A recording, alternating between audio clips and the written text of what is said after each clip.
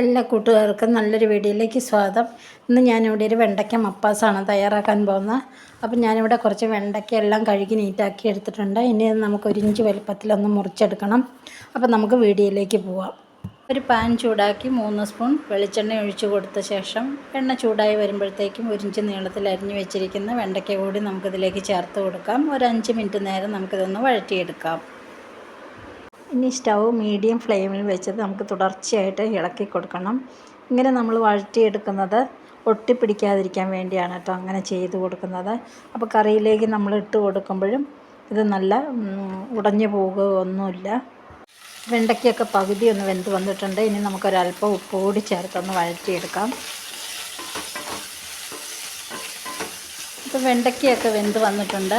ഇനി നമുക്കിതൊരു വേറെ പാത്രത്തിലേക്ക് കോരി മാറ്റി വെച്ച് കൊടുക്കാം. ഇനി നമ്മൾ അതേ പാനിലേക്ക് തന്നെ ഒരല്പം വെളിച്ചെണ്ണ കൂടി നമുക്ക് ഒഴിച്ചു കൊടുക്കാം. അപ്പോൾ ആ എണ്ണ കൂടി ഒന്ന് ചൂടായി വന്നിട്ടുണ്ട്.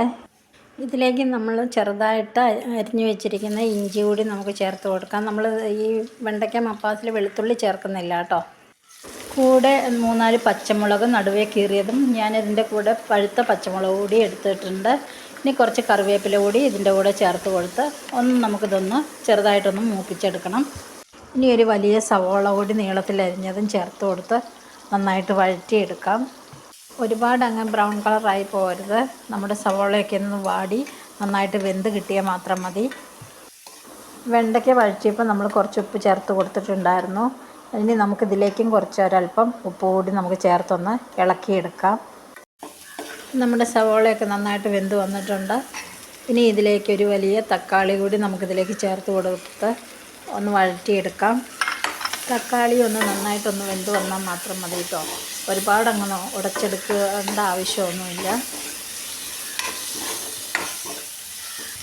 ഇനി നമുക്കിതിലേക്ക് പൊടികൾ ചേർത്ത് കൊടുക്കാം. ഞാൻ 1 സ്പൂൺ മല്ലിപ്പൊടിയാണ് ചേർത്ത് കൊടുത്തിട്ടുള്ളത്. 1/2 സ്പൂൺ മഞ്ഞൾപ്പൊടി കൂടി നമുക്ക് ചേർത്ത് കൊടുക്കാം. ഇതൊന്ന് ഇളക്കി കൊടുക്കാം. ഇനി 1/2 സ്പൂൺ ഗരം മസാല കൂടി ചേർക്കാം. എല്ലാം ഒന്ന് മിക്സ് ചെയ്തതിന് ശേഷം നമ്മൾ വഴറ്റി വെച്ചിരിക്കുന്ന വെണ്ടയ്ക്ക കൂടി ഇതിലേക്ക് നമുക്ക് ചേർത്ത് കൊടുക്കാം. എല്ലാം നന്നായിട്ടൊന്ന് ഇളക്കി യോജിപ്പിച്ചെടുക്കാം. അതിന് ശേഷം നമുക്ക് 2-3 ഐറ്റംസും കൂടെ ഇതിലേക്ക് ചേർത്ത് കൊടുക്കുവാനുണ്ട്. ഇനി നമ്മളിതിലേക്ക് ചേർക്കാൻ പോകുന്നത് തേങ്ങയുടെ 2ാം പാലാണ് കേട്ടോ ചേർത്ത് കൊടുക്കുന്നത്. എല്ലാം നന്നായിട്ട് തിളപ്പിച്ചെടുത്തതിന് ശേഷം ബാക്കി ചേരുവകൾ കൂടി നമുക്കിതിലേക്ക് ചേർത്ത് കൊടുക്കാനുണ്ട്. ഇനി ഒരു 2 മിനിറ്റ് നേരം നമുക്കിതൊന്ന് മൂടി വെച്ച് കൊടുക്കാം. 2 മിനിറ്റ് കഴിഞ്ഞിട്ടുണ്ട്. നമുക്ക് നോക്കാം. ഇപ്പോൾ പാകത്തിന് നമ്മുടെ വെണ്ടയ്ക്കയും സവോളയും എല്ലാം നന്നായി വെന്ത് വന്നിട്ടുണ്ട്. വെള്ളം എല്ലാം കറക്റ്റ് പാകത്തിനായിട്ടുണ്ട്. ഇനി നമുക്ക് ലാസ്റ്റ് 1 സ്പൂൺ കുരുമുളക് പൊടി കൂടി ഇതിലേക്ക് ചേർത്ത് കൊടുക്കുക എന്നുള്ളതാണ്. വെണ്ടയ്ക്ക മപ്പാസിന് ഇഞ്ചിയും കുരുമുളക് പൊടിയും മുന്നിട്ട് നിൽക്കണം. അതാണ് അതിൻ്റെ ഒരു ടേസ്റ്റും സ്മെല്ലും കിട്ടുന്നത് കേട്ടോ. അപ്പം നമുക്കിതെല്ലാം കൂടി ഒന്ന് മിക്സ് ചെയ്തതിന് ശേഷം നമുക്ക് സ്റ്റൗ ഓഫ് ചെയ്യാം. ഇനി 1-ാം പാൽ ഒഴിച്ചു കൊടുക്കേണ്ടതാണ്. 1-ാം പാൽ ഒഴിച്ചതിന് ശേഷം നമ്മുടെ സ്റ്റൗ ഓണാക്കരുത്. ചൂട് ഒന്ന് ശമിച്ചതിന് ശേഷം മാത്രം നമുക്ക് 1-ാം പാൽ ഒഴിച്ചു കൊടുക്കാം. സ്റ്റൗ ഓഫ് ചെയ്യാം. ഇനി ഇതിലേക്ക് ഞാൻ വേറെ ഒരു ടിപ്സും കൂടി പറഞ്ഞു തരാം. കുറച്ച് മീറ്റ് മസാല 1/2 സ്പൂൺ കൂടി നിങ്ങൾക്ക് വേണമെങ്കിൽ ഇതിലേക്ക് ചേർത്ത് കൊടുക്കാം കേട്ടോ. അത് നല്ലതാണ്. അപ്പോൾ സ്റ്റൗ ഓഫ് ചെയ്തിട്ടുണ്ട്. ഇനി നമുക്ക് 1-ാം പാൽ ഇതിലേക്ക് ചേർത്ത് കൊടുക്കാം. 1-ാം പാൽ നല്ല തിക്കായിട്ട് എടുക്കണം കേട്ടോ. അതാണ് കറിക്ക് നല്ല ടേസ്റ്റ് കിട്ടുന്നത്. അപ്പോൾ നമ്മൾ 1-ാം പാലും കൂടെ ഒഴിച്ചു കൊടുത്തിട്ടുണ്ട്. ഇനി എല്ലാം ഒന്ന് മിക്സാക്കി എടുത്താൽ മാത്രം മതി. നമ്മുടെ വെണ്ടയ്ക്ക മപ്പാസ് ഇവിടെ തയ്യാറായിട്ടുണ്ട്. വളരെയധികം നല്ല ടേസ്റ്റാണ് കേട്ടോ. അപ്പോൾ ഇത് അപ്പത്തിൻ്റെ കൂടെ ഇടിയപ്പത്തിൻ്റെ കൂടെയും ചപ്പാത്തിയുടെ കൂടെയും ചോറിൻ്റെ കൂടെ എല്ലാത്തിൻ്റെ കൂടെയും നല്ല കോമ്പിനേഷനാണ് കേട്ടോ.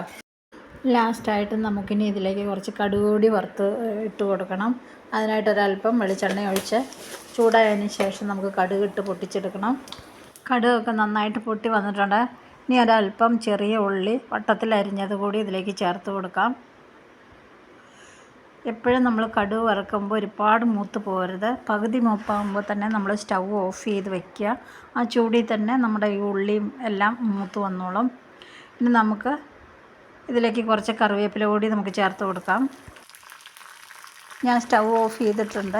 ഇനി ഈ ചൂടിൽ തന്നെ നമ്മുടെ കറിവേപ്പിലയും ഉള്ളി എല്ലാം കൂടെ ഒന്നുകൂടി ഒന്ന് മൂത്ത് വരും. അപ്പോൾ ഇത്രയും മതി. ഇനി നമുക്കിത് കറിയിലേക്ക് ഒഴിച്ചു കൊടുക്കാം. ഒരല്പസമയം നമുക്കിതൊന്ന് മൂടി വെച്ച് കൊടുക്കണം. നമ്മുടെ കടുക് വറുത്തിട്ടതിന് ശേഷം തുറന്ന് വയ്ക്കരുത്, മൂടി തന്നെ വെക്കണം. നമുക്ക് തുറന്ന് നോക്കാം. നല്ല സ്മെല്ല് വരുന്നുണ്ട്. അപ്പോൾ നമ്മുടെ വെണ്ടയ്ക്ക മപ്പാസ് ഇവിടെ റെഡി ആയിട്ടുണ്ട്. അപ്പോൾ എല്ലാവരും ഇതുപോലെ തയ്യാറാക്കി നോക്കുക. വളരെയധികം നല്ല ടേസ്റ്റുള്ളൊരു വെണ്ടയ്ക്ക മപ്പാസാണിത്. എൻ്റെ ഈ ചാനൽ ആദ്യമായിട്ട് കാണുന്നവരുണ്ടെങ്കിൽ സബ്സ്ക്രൈബ് ചെയ്യാൻ മറക്കരുത്. അപ്പോൾ ഇഷ്ടമായിട്ടുണ്ടെങ്കിൽ ലൈക്കും കമൻറ്റും എല്ലാം ചെയ്യണം കേട്ടോ. അപ്പോൾ അടുത്ത വീഡിയോയിൽ കാണും വരെ ബൈ.